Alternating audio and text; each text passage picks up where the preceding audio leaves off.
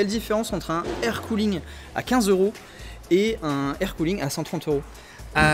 Il peut y avoir pas mal de différences. On va reprendre notre Adbox. Alors ça c'est la solution gratuite.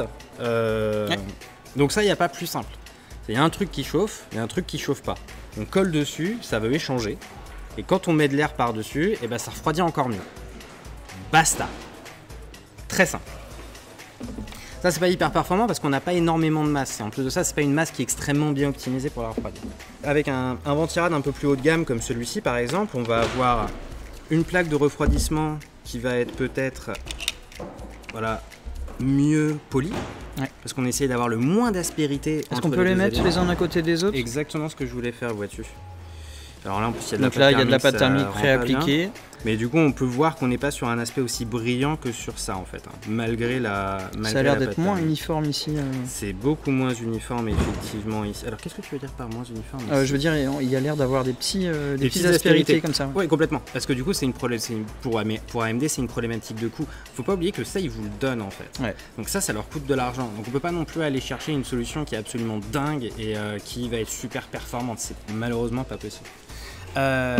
Donc on va avoir une plaque de refroidissement, on va avoir un caléoduc qui va mieux transférer la chaleur et on va avoir plus ou moins de caléoduc dépendant du matériel qu'on va utiliser.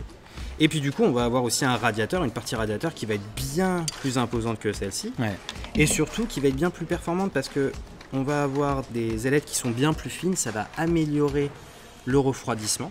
Parce qu'on a plus de surface. Et du coup le RGB, est-ce que tu peux nous en parler un petit peu ou... Le RGB, ça a un impact dans le prix par contre. Ça, oui, clairement. Je veux juste te dire que ça a un impact sur le prix. Je ne vais pas rentrer dans le détail parce que c'était le sujet de la semaine dernière. On ne parle pas de RGB, on en a déjà assez parlé comme ça.